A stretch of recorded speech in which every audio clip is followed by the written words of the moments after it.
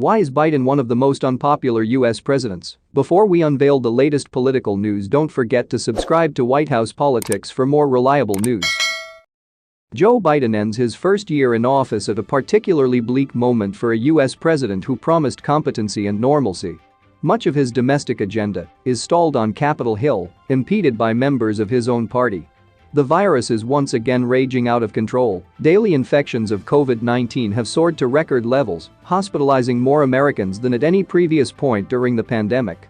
The administration's vaccine or testing mandate for large employers was blocked by the Supreme Court's conservative supermajority.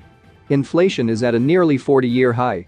Diplomatic talks have so far failed to pull Russia back from the brink of war with Ukraine. After winning more votes than any presidential candidate in American history, Biden is now, just 12 months later, one of the country's most unpopular presidents. For months, Biden's approval ratings have languished in the mid to low 40s, with an average approval rating of 42%. A Quinnipiac poll released last week found him at a dire 33%, which the White House has dismissed as an outlier. Nevertheless, among his modern predecessors, only Donald Trump fared worse at this point in their presidencies. The puzzle of Biden's unpopularity has many pieces, pollsters and political analysts say. Biden came to office with lofty ambitions. He promised to lift the threat of deadly virus and usher in a new era of responsive governance and bipartisanship in Washington. 1 year into his presidency, Biden remains confronted by an unabating pandemic, a nation still very much divided, and a Republican Party that continues to embrace the lie that Donald Trump won the 2020 election. Whenever a president disappoints expectations, that's a problem, said Bill Galston, a senior fellow of governance studies at the Brookings Institution who also served as a White House policy advisor to former President Clinton.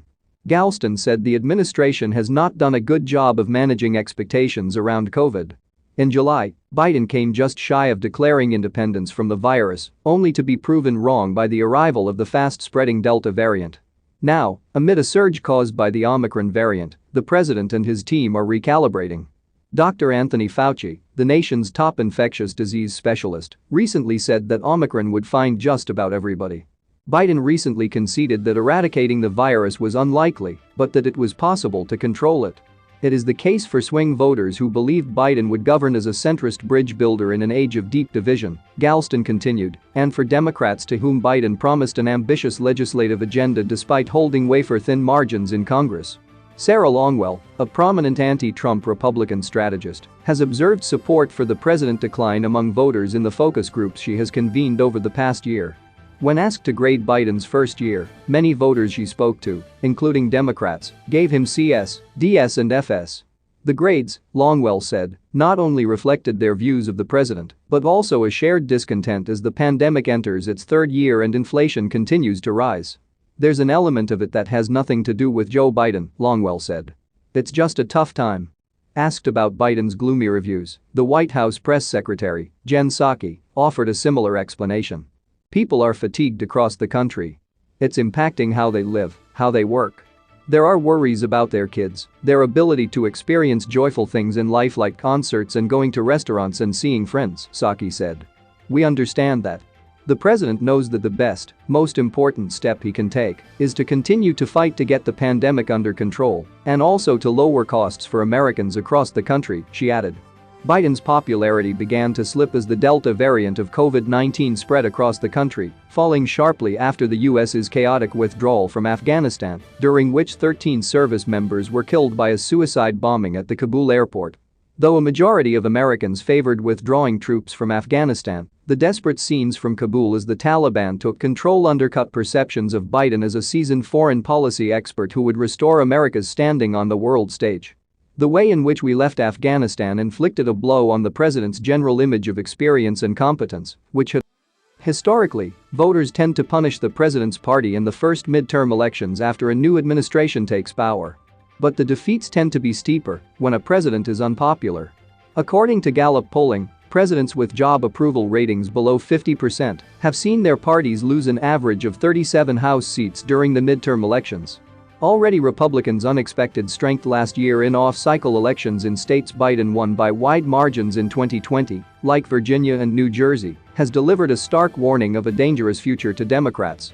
The results suggested that the resistance-driven passion that drove Democratic victories during the Trump era had fizzled. Perhaps most alarming for Democrats was the electorate's deep sense of malice. Despite a mass vaccination campaign and trillions of dollars in relief money, voters feel worse now about the state of the pandemic and the economy than they did earlier in Biden's presidency, according to a CBS News YouGov survey. Few voters give Biden credit for muscling through $1 trillion investment in the nation's infrastructure or passing the American Rescue Plan, which sent checks to most Americans and slashed poverty rates. It's an ironic situation where the policies are more popular than the politicians, which is very rare, said Celinda Lake, a veteran Democratic pollster. Usually it's the other way around. Further capturing that frustration, a Gallup poll released on Monday found a dramatic shift in party preference over the last year, swinging from a 9-point Democratic advantage at the beginning of 2021 to a 5-point Republican advantage by the end of the year. The change follows the collapse of Biden's presidential approval ratings. This augurs poorly for Democrats, leaving a narrowing window to deliver on their campaign promises, from Build Back Better to voting rights and immigration reform.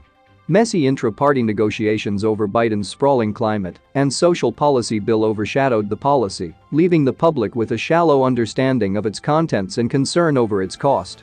The legislation remains in limbo after Senator Joe Manchin, a conservative Democrat from West Virginia, announced he could not support the measure in its current form. Amid the stalemate over his agenda, Democrats have become disenchanted with Biden.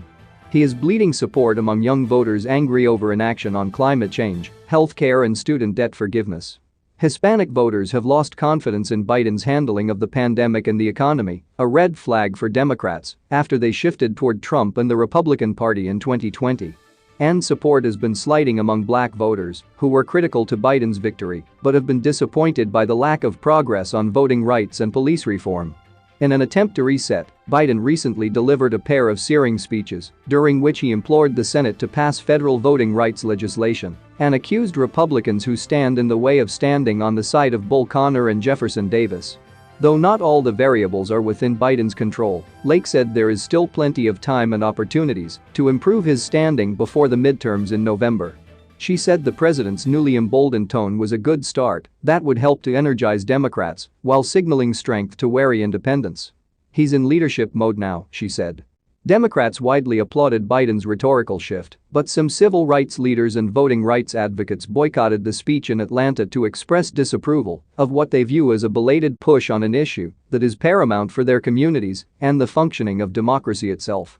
In a statement, the president of the NAACP, Derek Johnson, said it was past time for the administration to match their words with actions. Lorella Praley, co-president of the progressive group, Community Change Action, said voters need to see Biden fighting on their behalf. She urged the president to use every executive tool at his disposal to ease the financial pressures facing millions of Americans, like canceling student debt, as he continues to push for a path forward on Build Back Better, voting rights and immigration reform. Part of the challenge for Biden, she said, is to convince a demoralized public that the future is still up for grabs.